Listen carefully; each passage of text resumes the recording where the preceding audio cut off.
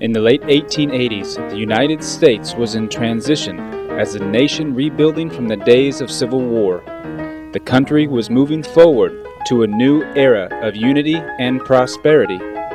Grover Cleveland was president, and the population of the country soared to over 50 million, while 38 out of the 48 continuous states officially joined the Union. Clara Barton was finding new ways to aid her country through the newly founded Red Cross, as Harriet Tubman rested peacefully in her New York home after years of dedication to the Underground Railroad. Meanwhile, an early settlement known as Pindertown was taking its roots in western South Carolina. Not long after its settlement, Pindertown became known as Guntersville, after the large number of settlers bearing the name Gunter who migrated from North Carolina. The railways began moving westward from Charleston to access the abundant natural resources of western South Carolina. The small town of Guntersville began to grow when the Southern Railroad ran a line through town from Charleston to Batesburg. As more towns began to spring up along the railroad, more townspeople wanted to name their town after George Wagoner. Mr. Wagoner was a strong supporter of the railroad and a prominent businessman in Charleston, making him very popular in the surrounding towns. Through the influence of J.A. Gunter, a prosperous local farmer, Guntersville received the honor of using the name of George Wagoner and became known as Wagoner, South Carolina. Through the early 1900s, Wagoner continued to grow through the production of cotton, timber, and turpentine. The snow-white cotton blossoms could be seen in every direction surrounding the town as the cotton gins turned out bale after bale of the precious white gold. The townspeople were grateful for the income provided by the cotton, and the railroad gave Wagoner the ability to export to Charleston and to major cities for production.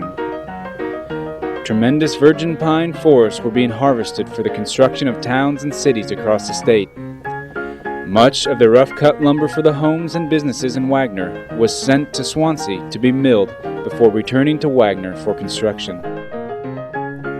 The first schools and churches for the people of Wagoner were also built using this timber. Turpentine mills were producing much-needed pine tar, and the local hay fields were harvested to fuel the growing livestock industry. The 1900s also brought Silas and Sally Smith to the town of Wagoner. As an integral part of the local community, Silas built a beautiful two-story home near the center of town for his wife and 8 children. The family spent the next several decades as members of the Wagoner community until the death of Sally and then Silas in the 1930s. During this time, the U.S. population reached 100 million under the presidency of Calvin Coolidge. Billy Sunday had left the baseball fields and traveled the country spreading revival. The popularity of motion pictures and animation also grew. Disney released its first Mickey Mouse cartoon with sound under the title Steamboat Willie, while Charles Lindbergh made his first transatlantic flight. The Smith children moved on and spread across the country. However, one son, Maxie Smith, decided to stay and purchase the remaining shares of the Smith house from his brother and sisters. Maxie and Cummings Smith took full ownership of the home in 1941 and began renovations which included the removal of the entire upper and lower porch. The Smith family continued living in the house until the passing of Maxie Smith in the mid-1960s. The house began to deteriorate as it sat vacant for the next 40 years. What was not known during those 40 years, however, was that the house was not waiting for demolition, it was waiting for restoration.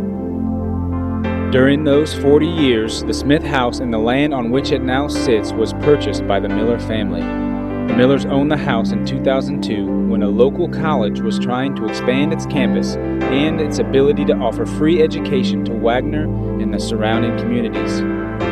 At that time, Mike Miller was the landlord of a local family housing 43 animals in what is now the Christ Central Administration Building. As Christ Central began to help the family find homes for their animals and a home for themselves, Mike Miller decided to give back the same hope to Christ Central that they had given to the family. He did this by donating the administration building and the old Smith house. The administration building and the Smith house were relocated to a new plot of land. The Smith house is now located where the home of Ruby Phillips, better known as Rabbit, once sat. Rabbit was loved by many in the town of Wagoner and was a vibrant part of the local community.